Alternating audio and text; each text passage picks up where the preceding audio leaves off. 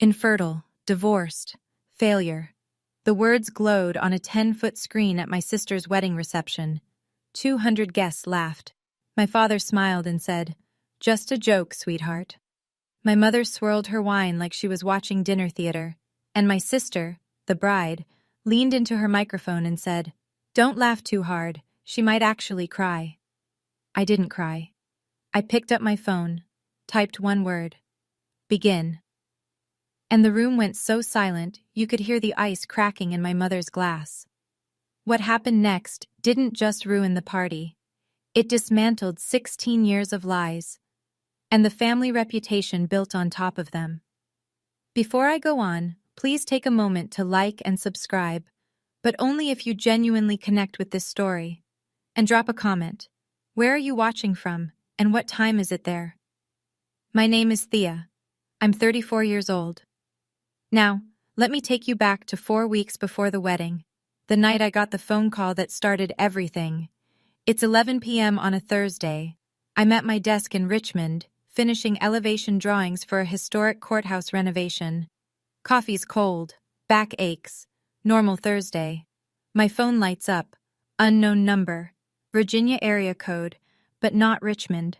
Somewhere smaller. Somewhere I used to know. I answer. "Ms. Linden?" A woman's voice. Careful. Professional. "My name is Dolores Vargas. I'm a nurse at Shenandoah Hills Care Center. Your grandmother asked me to call you." My hand tightens around the phone. Grandma Ruth. 84 years old. The only person in my family who ever made me feel like I belonged in it. "She's scheduled for hip replacement surgery in 3 weeks, Dee says. Her health is stable, but at her age, there are risks. She's been asking for you." I close my eyes.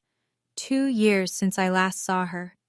I'd snuck into the facility on a Tuesday afternoon when I knew my father wouldn't be there. We sat together for 40 minutes. She held my hand and told me about her garden. Then a staff member mentioned my visit to my father's office, and Harold Linden made sure the front desk had instructions. Thea is not on the approved visitor list.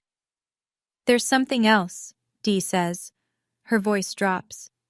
"Your father told Ruth that you can visit, but only if you attend your sister's wedding first. It's in 3 weeks." Of course, everything with Harold comes with conditions. "And Ms. Linden? Your grandmother wanted me to tell you one more thing." A pause. "She said they're planning something, at the reception, something about you. She wanted you to be ready." I look up from my phone. On the wall across from my desk hangs a framed certificate. Virginia Emerging Architect of the Year. 5 years of silence. And the first voice I hear from that town isn't my mother's. It's a nurse's. To tell you what happened next, I need to go back further. 16 years further. I'm 18, senior year, sitting at the kitchen table in my parents' house in Millbrook, Virginia, a town where everybody knows your last name and what your father's worth. Harold Linden slides a document across the table. A land transfer form. The property is a 2-acre parcel on the edge of town. Rolling grass, a creek, one old oak tree. My grandmother Ruth gave it to me on my 16th birthday, signed it over legally, said, "This is yours, Thea, no matter what." "Sign it," my father says. "I need this parcel for the Oakdale project." "Grandma gave it to me, and I'm telling you to give it back." I look at my mother. Vivian Linden sits at the end of the table, flipping through a home decor magazine. She doesn't look up, doesn't say a word. The sound of pages turning fills the silence. I don't sign. 3 days later, my father cancels my college tuition fund. The account he'd been setting aside since I was born. Gone. Redirected. I find out when the registrar's office sends a letter. 1 week after that, Harold stands in the foyer with his arms crossed. "You walk out that door, you don't come back." My little sister Paige, 11 years old, watches from the top of the stairs. She doesn't say anything either, she just watches. I leave with 1 duffel bag and $43 in my checking account. That night, Harold tells the neighbors. "She dropped out, ran off with some boy, broke her mother's heart." None of it was true. But in Millbrook, my father's word was the only one that mattered. Here's what happened after the door closed behind me. I slept in my car for 2 weeks, worked the counter at a gas station outside Charlottesville, got my GED at 19 while waitressing double shifts at a diner that smelled like bacon grease and bleach, applied to community college, transferred to Virginia Commonwealth University on a need-based scholarship, studied architecture because I liked the idea of building things that lasted, things that couldn't be taken away with a signature. I graduated at 23. Nobody came to the ceremony. I wore my cap and gown, walked across the stage, and shook the dean's hand. Then I went home to my studio apartment and ate takeout on the floor. At 24, I married Drew Halpern, a man I'd met through Harold's old business network before I was cast out. He was 12 years older, charming in public, suffocating in private. He managed my bank account, screened my phone calls, and told me which friends I was allowed to keep. A smaller, quieter version of my father. I got out at 27.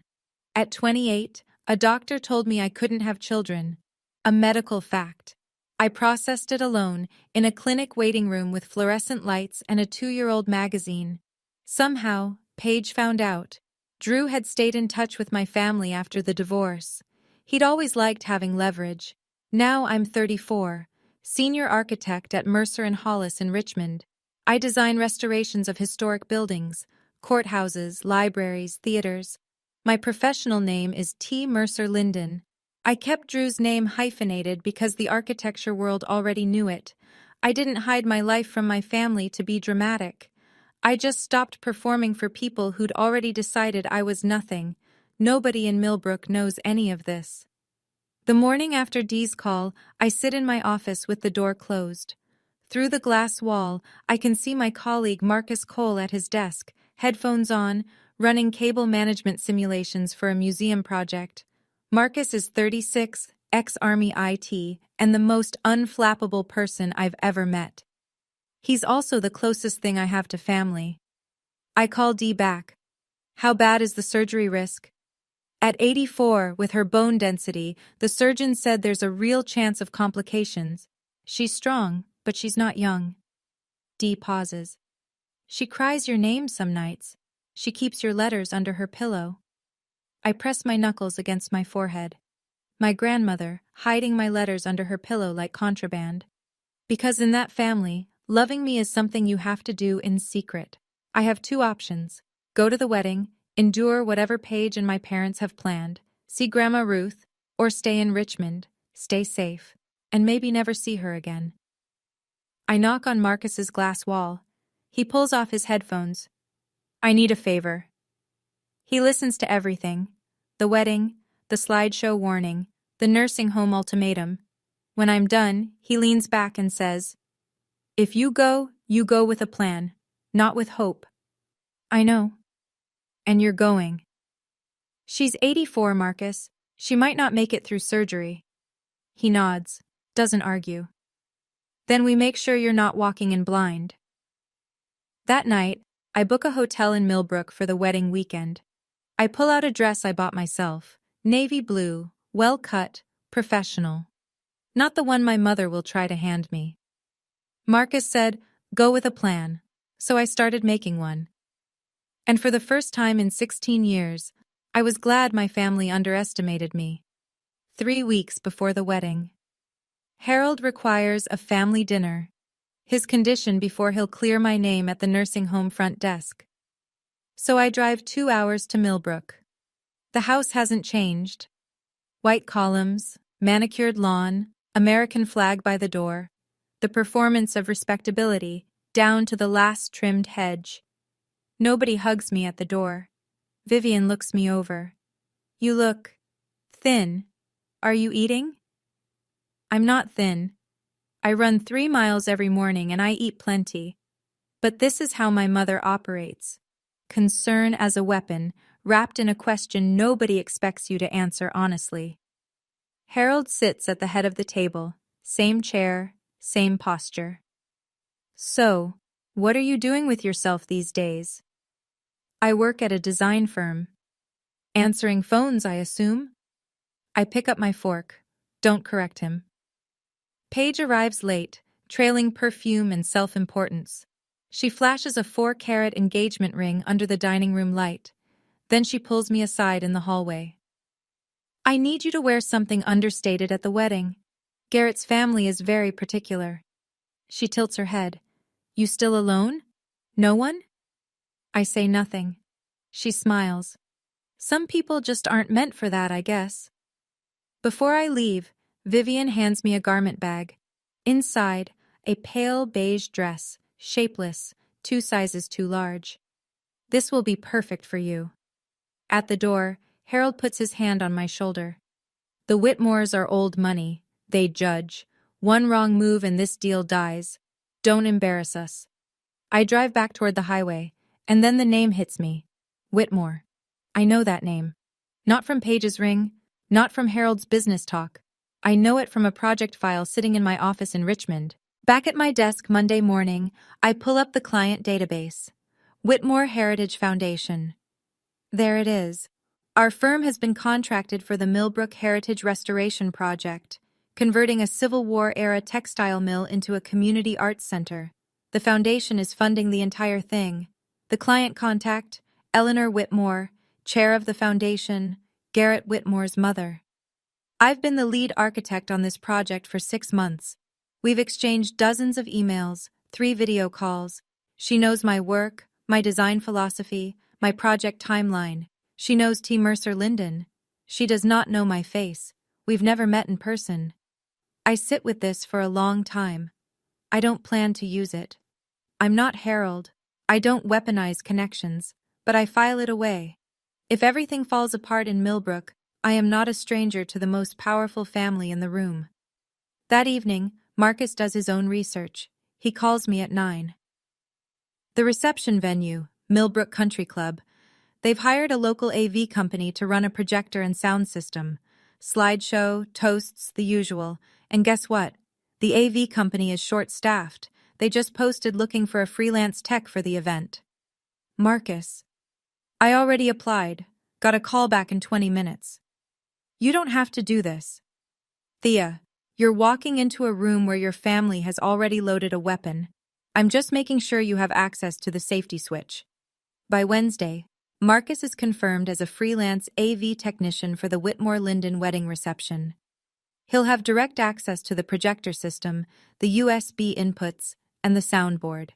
I prepare a short presentation. Not an attack, just the truth. Photos, degrees, awards, my actual life. Title slide, The Real Thea Linden. I save it to a USB drive and hand it to Marcus on Thursday. You're not going to war, Thea, he says. You're going to a wedding. But if they fire the first shot, you'll be ready to fire the last.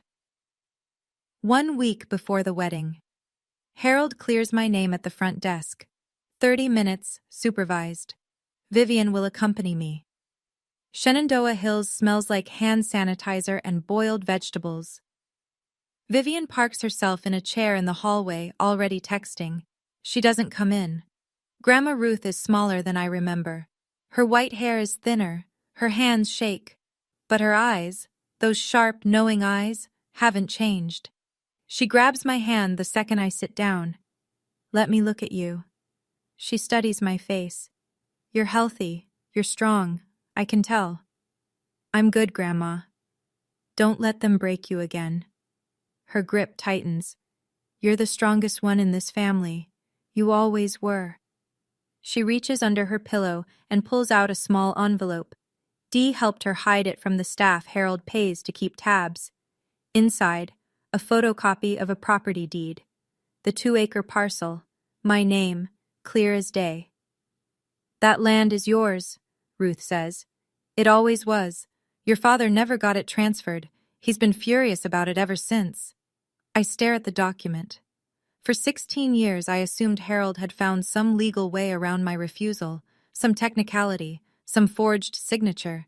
He hadn't. The land was still mine. He tells people it's part of Linden Properties, Ruth whispers, but it's not. He never had the right. A knock on the door. Vivian's voice clipped. Time's up! I fold the envelope into my jacket pocket. I lean down and kiss Ruth's forehead. "That's my girl," she murmurs. I walk out past my mother, who doesn't ask how Ruth is doing. She checks her lipstick and her phone screen and says, "Let's go, I have a fitting."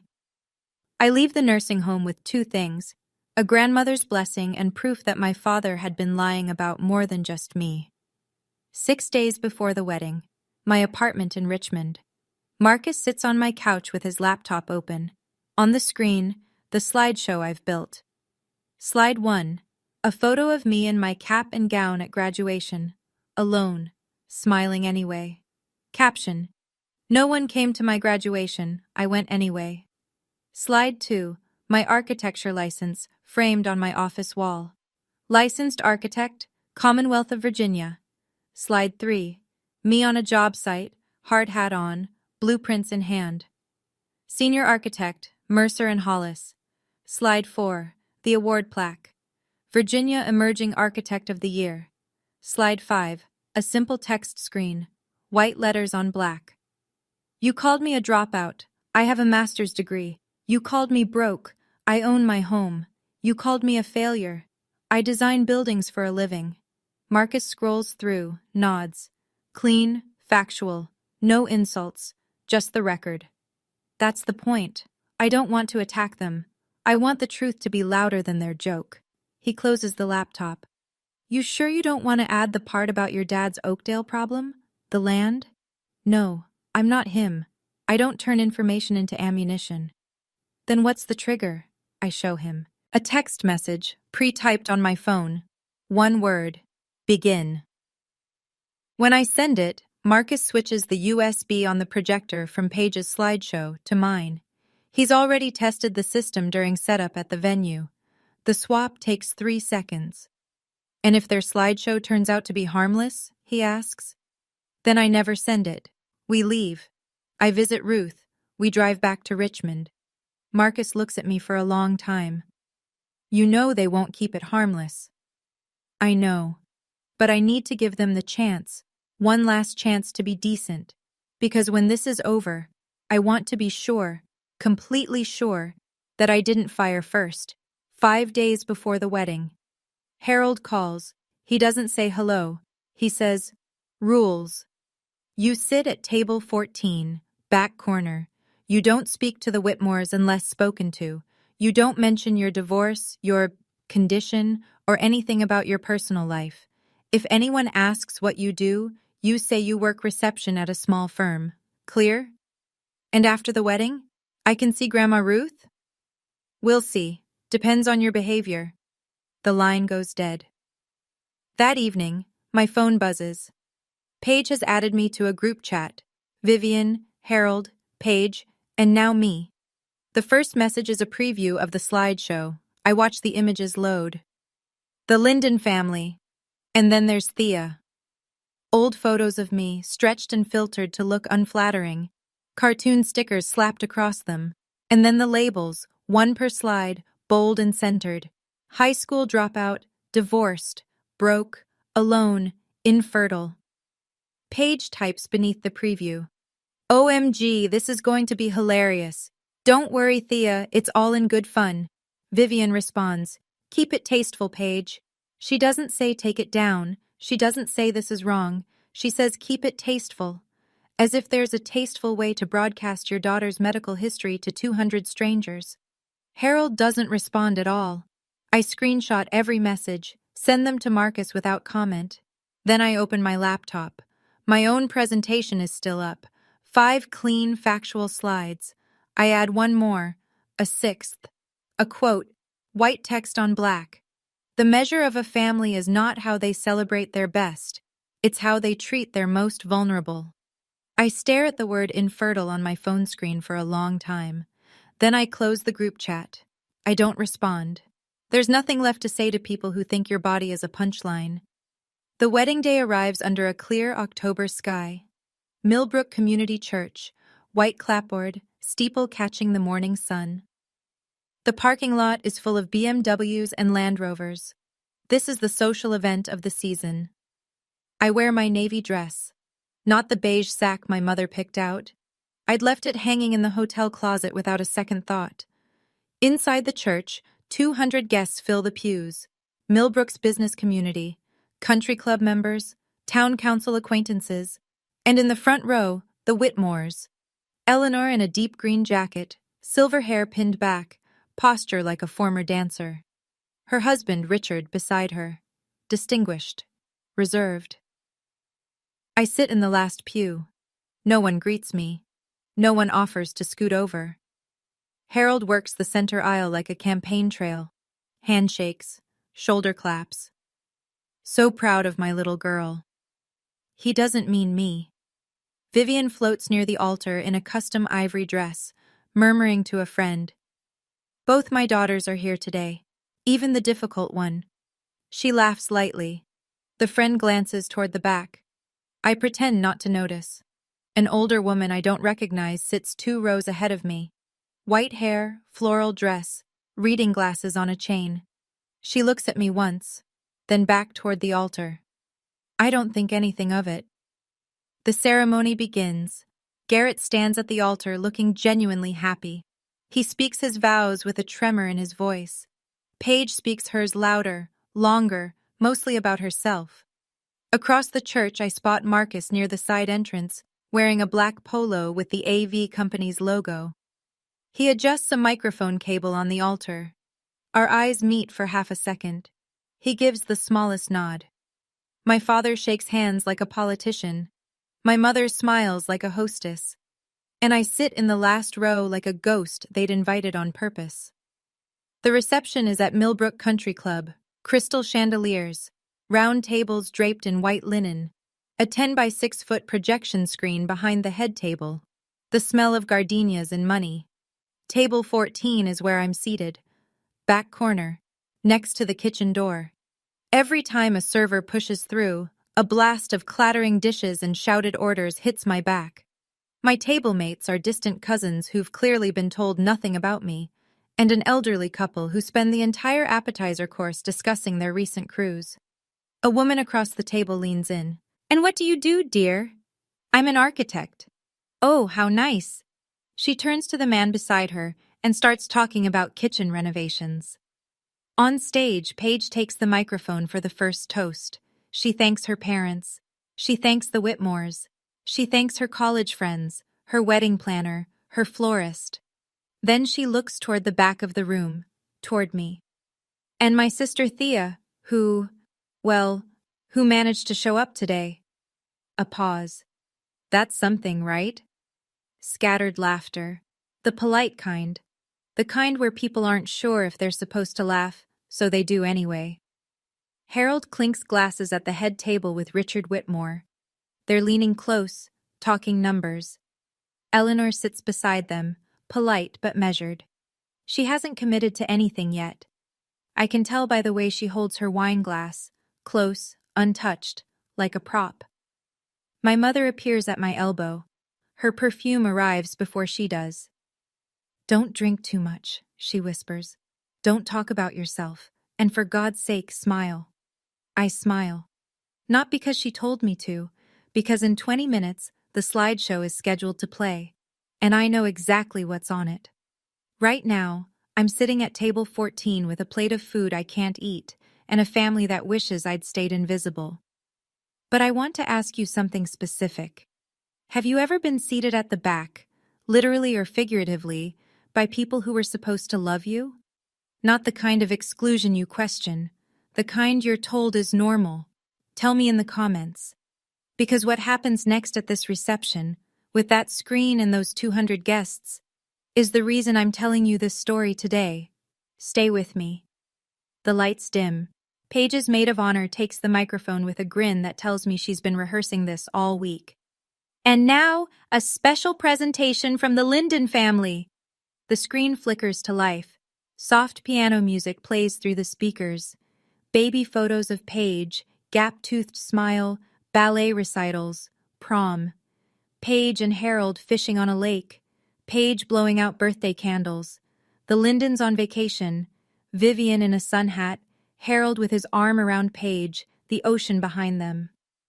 I'm not in a single photo. The room coos. "Ah!" Eleanor Whitmore smiles politely. Richard pats his son's shoulder. Then come the couple photos. Paige and Garrett at a vineyard, at a football game, at Christmas dinner with the Whitmores. Each one earns a round of soft applause. The music shifts, playful. A drum roll sound effect. The screen reads, "And now, let's meet the rest of the family." Paige grins from the head table. She catches my eye across the room and wiggles her fingers in a little wave. Vivian leans back in her chair with the satisfied look of someone who's been waiting for the main course. My stomach drops, not from fear, from certainty, because I know what comes next. Under the table, my phone is already in my hand. The message to Marcus is typed and ready. One word: begin. My thumb hovers over the send button. I make myself a promise.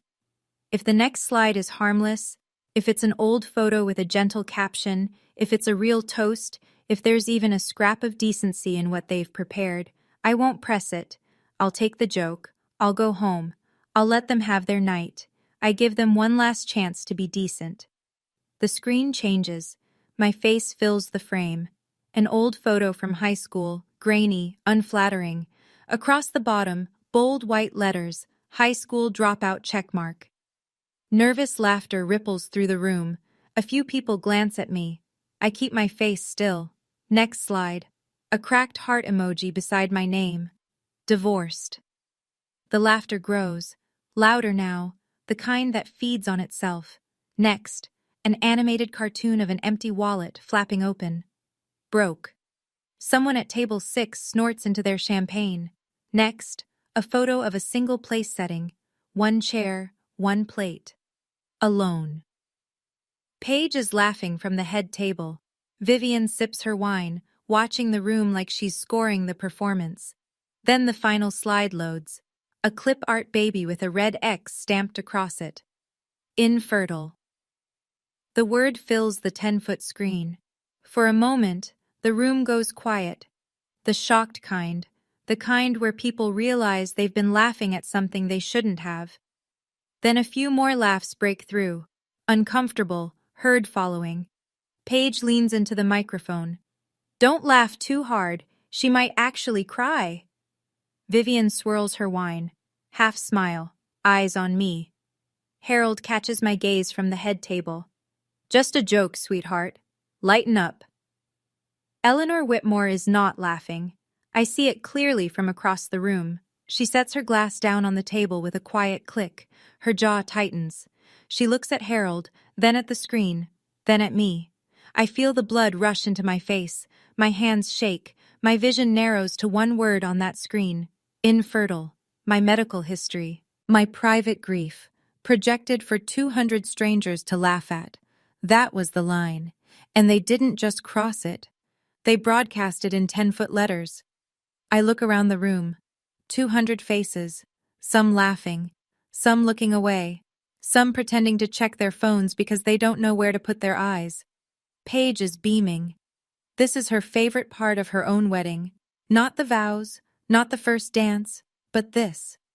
Watching me sit in the wreckage of my own humiliation. Vivian raises her glass slightly.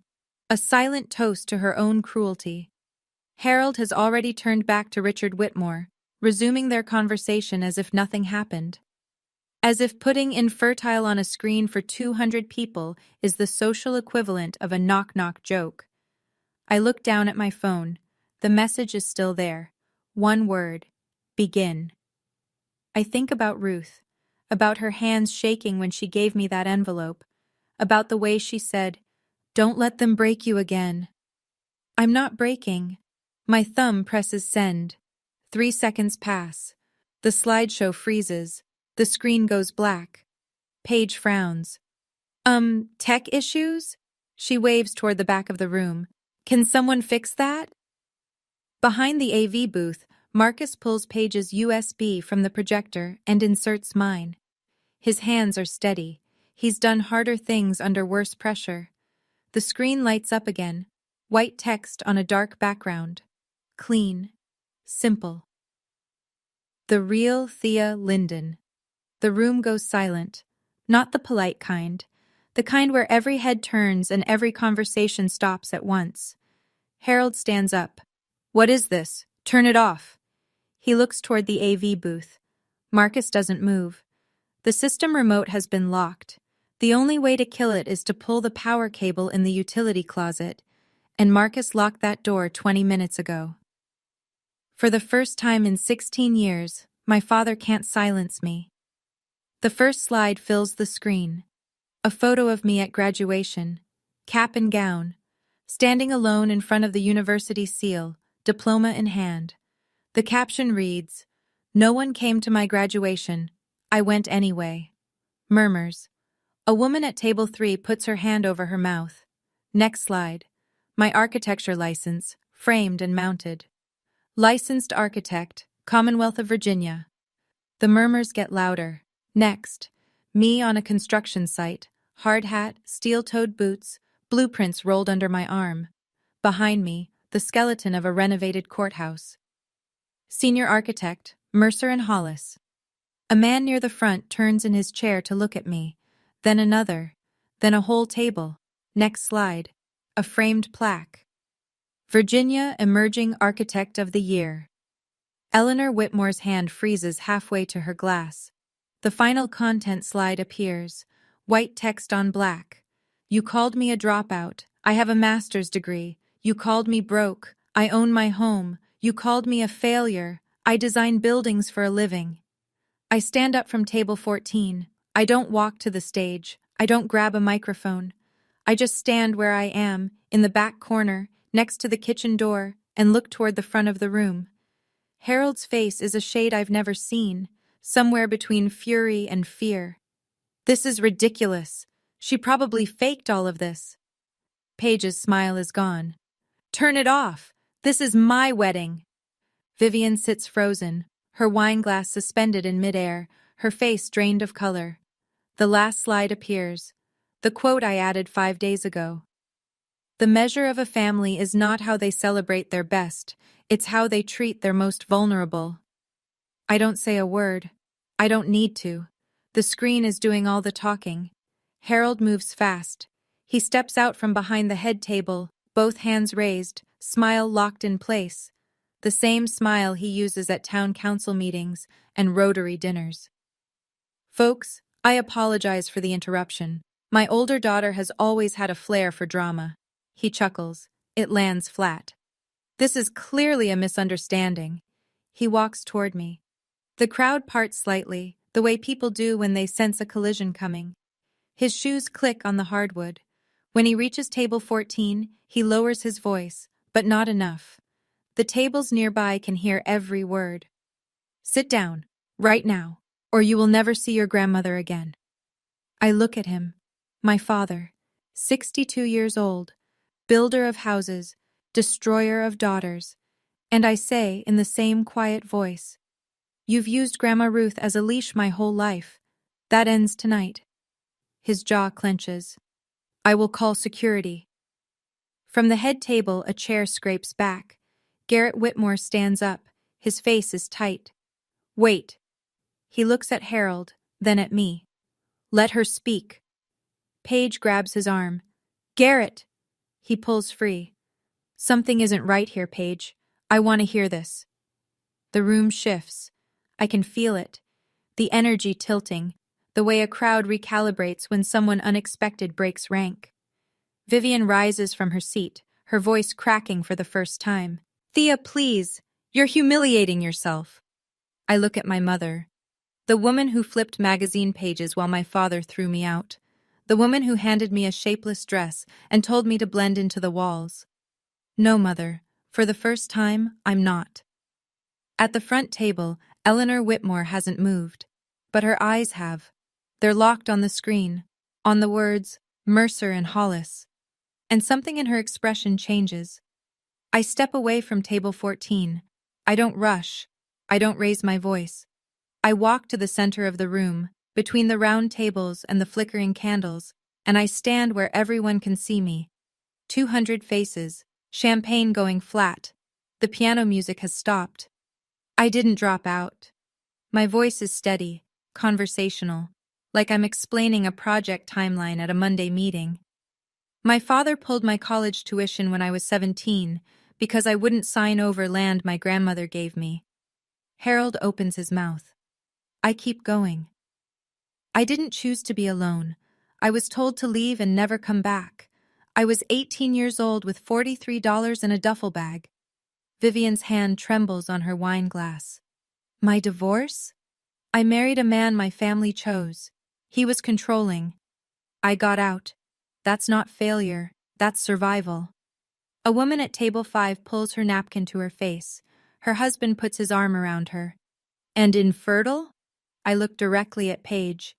That's a medical condition, not a punchline. And you put it on a screen for 200 people at your own wedding. Paige's lower lip quivers. She opens her mouth but nothing comes out. I look at Vivian. You helped design those slides, and you gave me a dress meant to make me invisible. I look at Harold. You told me to sit in the back, stay quiet, and not embarrass you. I let the pause stretch. The only embarrassment in this room is what you just did to your own daughter. The silence is total. A server holding a tray of desserts stops in the kitchen doorway, motionless. Then I hear the sound of a chair pushing back. Slow, deliberate. Eleanor Whitmore stands, and she walks straight toward me. Eleanor Whitmore moves through the room like she owns it. And in a way, she does. Half the people here tonight owe her foundation a grant, a favor, or a seat on a board. She stops 3 feet from me. Her eyes move from my face to the screen behind us, where senior architect Mercer and Hollis is still glowing. T. Mercer Linden. She says it like she's confirming something she already suspected. You're the architect on the Millbrook Heritage Project. Yes, ma'am. Eleanor turns, slowly, the way a woman turns when she wants a room to see exactly where she's looking. She faces Harold. Mr. Linden. Her voice is steady and surgical. The woman you just humiliated in front of my family is the architect I hired to restore the most important building in this town. The color drains from Harold's face in real time. I watch it happen, the confident flush replaced by something gray and exposed. I didn't know. You didn't know because you didn't bother to know your own daughter.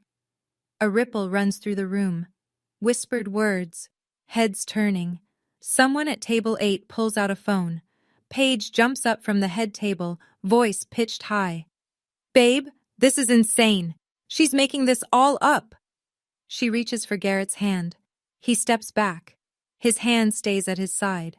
Vivian tries next. She approaches Eleanor with her hostess smile at full power. Eleanor, please, this is a family matter. Eleanor doesn't break eye contact with Harold. You made it a public matter, Mrs. Linden, when you put it on a 10-foot screen. The room exhales. I can hear it. 200 people breathing out at once, the collective release of held tension, the recalculation happening at every table. Nobody is looking at the bride anymore. Harold tries to recover. He spent 62 years recovering. It's what he does. Builds back the smile, adjusts the handshake, resets the narrative. Eleanor, let's not overreact. He puts on his country club voice. Warm, reasonable, man to man, except she's not a man, and she's not buying it. It was a silly joke. You know how families are. I know how my family is, Eleanor says. We don't put our children's medical records on a screen for entertainment. She turns to Garrett. Son, I think we need to have a conversation, privately, tonight. Garrett nods. He's been watching Paige since the reveal. His expression isn't anger. It's something worse. It's reevaluation. He looks at his bride and says, You told me Thea was unstable. You said she had issues, that she was jealous of you. Paige's voice cracks. She is jealous. She's a licensed architect with awards, Paige, and you put infertile on a screen at our wedding. Harold steps toward Eleanor, dropping his voice to a register that probably works in boardrooms. Let's talk about the Oakdale partnership. This has nothing to do with... Eleanor raises her hand. One gesture. That's all it takes. The Oakdale partnership? She repeats it as if tasting something spoiled. Harold, after what I just witnessed, there is no Oakdale partnership. Harold's mouth opens. Nothing comes out. His hand, still raised in a half gesture, drops to his side.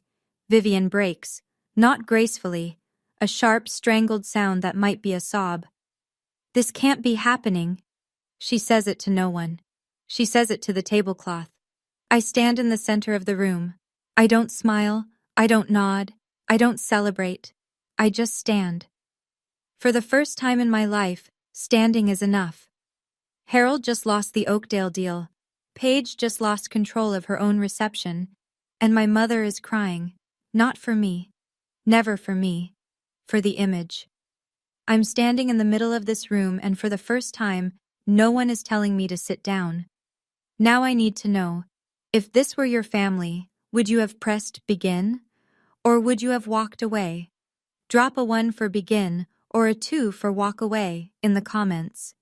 And stay with me, because what happens after this moment is something I never planned for.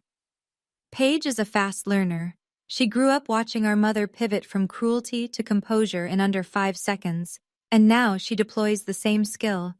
Her face crumbles, not gradually, all at once, like a switch. Tears spill down her cheeks. She rushes to the center of the room, hands pressed to her chest. This is my day! Her voice breaks perfectly. She always does this. She has always been jealous of me. She turns to the crowd, mascara streaking. I invited her because I wanted her here. The slideshow was supposed to be funny. She's twisting everything. A few guests shift uncomfortably. There it is. That hesitation that predators rely on. The moment where onlookers wonder, maybe the crying woman is the real victim. Paige spins toward Garrett. You're choosing her? On our wedding day? Vivian rushes to Paige's side, wrapping an arm around her. My baby. They're attacking my baby. She looks at Eleanor with wet eyes. Can't you see what's happening? For a second, just a second, I feel the room tilt back toward them. Tears are powerful. A bride crying at her own wedding is powerful. I see doubt flash across a few faces. Then Eleanor speaks. She doesn't raise her voice. She simply takes out her phone, glances at the screen still glowing behind us. Funny? She reads from the slides. Infertile. Failure. Alone. She looks at Paige. Which part was the joke, dear? The doubt evaporates. The room resettles, like a jury that considered a different verdict and decided against it. Paige's tears are still falling, but they've lost their power. She's ruining my wedding! I don't shout. I don't match her volume. I just say, I didn't make the slideshow, Paige. You did. Eleanor isn't finished. She turns back to Harold, and this time, her voice carries the flat precision of a woman who manages a multi-million-dollar foundation. The Oakdale Project. You told us the land was fully consolidated under Linden Properties. Every parcel accounted for. Harold stiffens. It is. I wasn't planning this. I didn't rehearse it. But I hear the words Oakdale and fully consolidated, and something clicks into place. The envelope in my pocket, the deed Ruth pressed into my hands 1 week ago. Actually, I say, it's not. The room turns to me. I reach into my jacket and pull out the folded photocopy. The center parcel, the one my grandmother gave me when I was 16, is still in my name. I have the deed right here. Harold's face goes rigid. Not the public rigidity of composure, the private kind. The kind I remember from the kitchen table when I was 18, and he slid that document across to me. Eleanor looks at the paper, then at Harold. You are going to build on land that belongs to your estranged daughter, without her consent? Without telling us? She was supposed to sign it over years ago. I was 18. You tried to force me. I said no. You threw me out. I fold the deed and put it back in my pocket. And you've been telling people the land was yours ever since. Richard Whitmore stands for the first time. He buttons his jacket, the kind of small, deliberate motion men make when they're about to leave permanently. Eleanor meets Harold's eyes one final time. Mr. Linden, I think we're done here. Harold turns to me. His voice drops to something raw and small. You ungrateful. Garrett steps forward. Enough. His voice is sharp and final. That's enough, Mr. Linden. Something in Vivian fractures. She's been holding it together. The smile, the posture, the hostess mask, for the better part of 40 years. But the Whitmores are walking away. The deal is dead. And the room is looking at her family the way she's spent her entire life, making sure they never would. She turns on me. The polish is gone. The magazine-flipping, wine-swirling composure. Gone. You think you're better than us now? Her voice is shaking. You think your little slides change anything? You were nothing. You had nothing when you left this house. You're right, I say. I had nothing. Because you made sure of that. I did what was best for this family. You did what was best for the image. There's a difference. She looks around the room, searching for an ally. Her eyes land on familiar faces, country club friends, book club members, women she's had lunch with for 20 years. She tries the social smile. This is so embarrassing. Family drama, you know how it is. Nobody smiles back. Then a voice rises from the back. The older woman from the church, the one with reading glasses on a chain. She stands slowly, gripping the edge of her table. I've known Ruth Linden for 50 years. Her voice is thin but carries through the silent room. She would be ashamed of what you three did tonight. She picks up her clutch purse and walks toward the exit. Her heels click against the floor, measured and final. Another couple stands. Then a man at table 9. No speeches, no drama. They just leave. Vivian sinks into the nearest chair. Her hand finds her wineglass, but she doesn't lift it. For the first time, she looks exactly her age. Maybe older. The room is emptying, and no one is pretending this was a joke anymore. The room is thinner now. Empty chairs scattered among the remaining guests. The gardenias are wilting under the heat of the chandeliers. Paige sits alone at the head table. Garrett stands with his mother near the side door. Harold hasn't moved from the center of the room, hands at his sides, staring at the floor. I look at what's left. My family. This room. 16 years of silence, ending here, between dessert plates and half-empty champagne flutes. I don't go to the microphone. I don't need it. My voice carries just fine in a room this quiet. I didn't come here to ruin your wedding, Paige. I look at my sister. I came because Grandma Ruth asked me to, because even after everything, she still believes this family can be better. Paige's head drops. I don't hate any of you. I look at Harold, at Vivian. But I am done being your punchline. I'm done earning the right to exist in this family. Harold's eyes finally lift to mine. They're red. I've never seen that before. If you want me in your life, it starts with respect. Not conditions, not performances. Respect. I pick up my clutch from table 14. I straighten my navy dress, the one I bought myself. And if you can't do that, then this is goodbye. I walk toward the exit. Past Harold, he doesn't look up. Past Vivian, she's staring at the tablecloth. Past Paige, she turns her face away. At the door, a voice stops me. Ms. Linden? I turn. Eleanor Whitmore is standing near the coat check. Her green jacket is already on. Her car keys are in her hand. Monday morning. My office. We have a project to finish. I nod. She nods back. And I walk out into the October night. The parking lot is half empty. Most of the early leavers are already gone. I sit in my car with the engine off, hands on the steering wheel, staring at the country club entrance. A tap on the window. Marcus, still in his AV company polo, holding 2 gas station coffees. I unlock the door.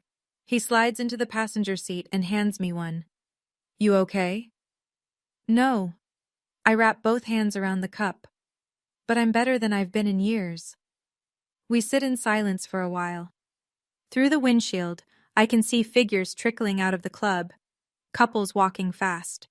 A man loosening his tie. Nobody's laughing. My phone buzzes. Garrett. I'm sorry for what my wife's family did. Paige and I need to talk. I don't know where this goes. Another buzz. D. Your grandmother saw everything. Someone's niece was live streaming the reception to a family group chat. Ruth watched the whole thing. She's laughing. She says, "That's my girl." I close my eyes. Ruth, in her nursing home bed, watching her granddaughter stand up in a room full of people who tried to make her invisible. Laughing. Proud. One more. Eleanor Whitmore. I've informed my team about the Oakdale land situation. Harold will not be building on your property. We'll find another partner for future development. I type back to Eleanor. Thank you. To Dee. Tell her I love her. To Garrett. I'm sorry too, for all of it. I don't respond to Harold, or Vivian, or Paige. There's nothing to say that wasn't said in that room. Marcus starts the car. Where to? Hotel, then home tomorrow. He pulls out of the parking lot. In the rearview mirror, the country club shrinks. Millbrook is a small town, and small towns do what they do best. They talk. The week after the wedding, Millbrook rearranges itself. I hear this secondhand, from Dee mostly, and from Marcus, who has a talent for monitoring small-town Facebook groups. Vivian is removed from the Millbrook Autumn Gala Planning Committee. No formal announcement, just a quiet email from Eleanor's assistant. We're restructuring the committee this year. Thank you for your past contributions. Vivian calls 3 board members. None of them pick up. Harold loses 2 minor business partners within the first 10 days. A property developer in Staunton pulls out of a joint venture, citing alignment concerns. A local contractor who'd been loyal for 15 years sends a polite letter about pursuing other opportunities. Linden Properties doesn't collapse. Harold's too entrenched for that. But the cracks are visible, and in a town where reputation is currency, cracks spend fast. Paige and Garrett. Garrett asks for couples counseling. Paige refuses. She calls it an insult. By the second week, Garrett packs a suitcase and moves into his parents' guest house. They're not divorced, but they're not together. The book club that Vivian has hosted every third Thursday for 11 years quietly relocates to someone else's living room. No one tells her. I don't follow any of this in real time. I'm in Richmond, back at my desk, back at my drafting table. I have a courthouse renovation to finalize and a heritage project to present. Marcus reads me a post from the Millbrook Community Facebook page while we're eating lunch. Someone shared a photo of the slideshow screen with the caption, "This happened at the Whitmore-Linden wedding. Shame on the Lindens." 87 reactions, 42 comments. You didn't do this to them, Marcus says, closing his laptop. I know. They did this to themselves. You just stopped covering for it. I eat my sandwich. It tastes better than anything served at table 14, 3 weeks after the wedding, a Tuesday evening. I'm reviewing blueprints for the Millbrook Heritage Project. Eleanor's foundation wants the presentation ready by month's end. My phone rings. Harold. I almost don't answer. Then I pick up. He doesn't start with an apology. He starts with an offer. The land. Name your price. Let's end this like adults. The land isn't for sale. It was Grandma Ruth's gift to me. It stays mine. You're destroying this family over a piece of dirt? You destroyed this family over a piece of dirt 16 years ago, when you chose a parcel over your daughter. Silence. Long. The kind that lives on the phone line like static. I did what I thought was right, he says finally. So did I. And here we are. Another pause. Then his voice changes. Softer, almost human. Your grandmother is no longer your bargaining chip. I keep my voice level. I've contacted Shenandoah Hills directly. I'm listed as her secondary emergency contact. I can visit whenever I want. You don't get to use her against me anymore. I hear him breathe, in and out, the sound of a man realizing that the last lever he had has been removed. You always were the stubborn one, he says. I learned from the best. I wait for more. An apology. A confession. A crack in the wall he spent 62 years building. Instead, he hangs up. I set the phone down on my desk. My hands aren't shaking. My heart rate is normal. There was a time when a phone call from Harold Linden would have sent me spiraling for days, replaying every word, wondering if I'd been too harsh, too ungrateful, too much. That time is over. I go back to my blueprints. 2 weeks after Harold's call. A Sunday morning. I'm making coffee when my phone lights up with Paige's name. I let it ring 3 times before I answer. Old habit. Bracing. But the voice on the other end doesn't sound like Paige. Not the Paige I know. The one who wiggles her fingers and puts infertile on a screen. This voice is flat, tired, stripped of performance. Garrett moved out. Mom won't stop crying. Dad won't talk to anyone. I sit down at my kitchen table. I don't interrupt. The slideshow was wrong. I know that. She stops, starts again. I don't know why I did it. I've been doing things like that my whole life and nobody ever told me to stop. Because they were too busy doing it to me. A shaky exhale. Yeah. Silence. I don't know who I am without being the favorite, she says. And it's the most honest thing my sister has ever spoken. I could be cruel here. I could list every time she twisted the knife, every holiday she was celebrated while I was erased, every lie she inherited from our parents and polished into her own weapon. But cruelty is their language, not mine. Then maybe it's time you figured that out, I say. Without me as the punching bag. Can we start over? I don't know, but we can start with you talking to someone, a professional, not mom, not dad, someone who'll actually tell you the truth. A long pause. Okay. Neither of us says I love you. Neither of us says goodbye. We just sit on the phone for another few seconds, breathing, and then the line goes quiet. I set the phone down. Look out the window. The morning light is pale gold on the trees outside my apartment. No tears, just tired, but lighter than before. The following Saturday, I drive to Shenandoah Hills. No phone call to Harold, no 30-minute limit, no Vivian in the hallway checking her lipstick. I just go. Dee meets me at the front desk with a smile that says she's been waiting for this visit. She's in the sunroom today, strong morning. She watched your slideshow video again at breakfast. Again? 5th time. She made me replay the part where Eleanor said, "You didn't bother to know your own daughter." She clapped. The sunroom is warm and bright.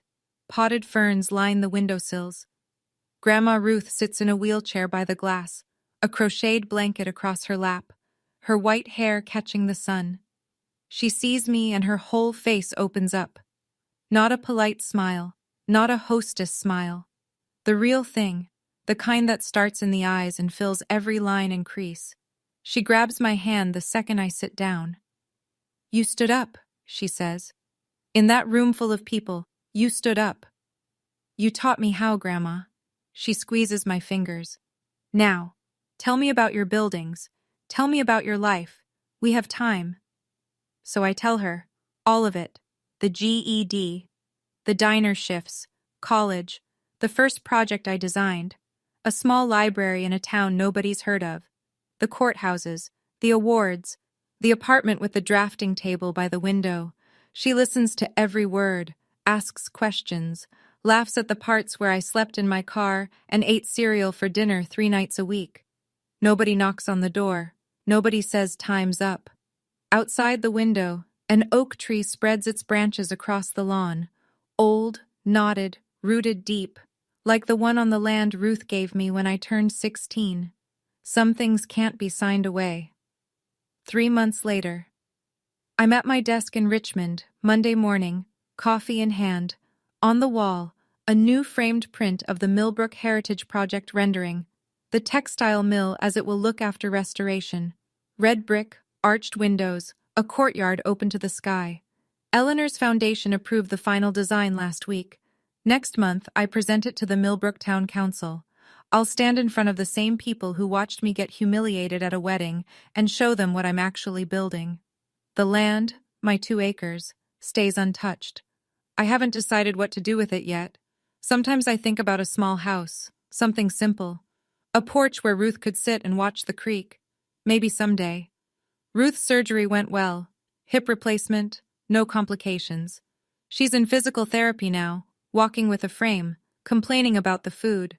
I visit every 2 weeks. We talk about her garden, my projects, the weather, and nothing about Harold. It's peaceful. Harold hasn't called again. Vivian sent a single text message. I'm sorry. 2 words, no follow-up. I read it. I didn't respond. I'm not ready. I may never be. That's allowed. Paige started therapy. Garrett moved back in a month ago, on the condition they continue counseling. Dee told me Paige visited Ruth at the nursing home last week, first time in over a year. She brought flowers. Ruth said Paige looked different, quieter. I don't know what that means yet, but it's something. Marcus and I are working on a new project together, a historic schoolhouse in the Shenandoah Valley. Small budget, big heart, the kind of work that reminds me why I chose this career. I eat breakfast alone most mornings. Coffee, toast, the news. But alone isn't the same as lonely. I learned the difference when I stopped sitting at table 14. This morning I stand in front of my bedroom mirror. Navy blazer, white blouse, hair pulled back. On my dresser, the invitation to the Millbrook Town Council presentation. My name printed in clean black type. Thea Linden, AIA, Senior Architect. Not T. Mercer Linden. Not Drew's name. Not a hyphenation for professional convenience. Just mine. I pick up the invitation and run my thumb across the letters. 6 months ago, I sat in the last row of a church and watched my father shake hands like he owned the world. 4 months ago, I stood in a banquet hall while my body was turned into a joke for 200 people. Today, I'm driving back to Millbrook, but I'm not going to the old house. I'm not going to beg for a seat at anyone's table. I'm going to the textile mill, the one I'm rebuilding from the foundation up. Brick by brick, beam by beam, the way I rebuilt everything else. They called me infertile, divorced, failure, dropout, broke, alone. I am some of those things, and none of them define me. You don't need your family's permission to have a life worth living. You just need to stop asking for it. I take my keys. I walk out the door. The October sun is sharp and clean, the way it gets in Virginia when the leaves are turning and the air smells like wood smoke in cold mornings. I drive west, toward Millbrook, toward the building I'm restoring for a town that doesn't know my whole story yet, but will. The road stretches ahead, the mountains rise blue in the distance, and I'm not going home. I'm going to work. That's my story. And if you've made it to the end, I think some part of it belongs to you too. So here's what I want to ask. Don't just tell me how you felt. Tell me what you're going to do differently after hearing this. Set one boundary this week. Just one. If you chose begin earlier, hit subscribe. I'll be sharing another story soon that will make you rethink everything you thought you knew about family loyalty. Check the description for more stories like this one. Thank you for being here. It means more than you know.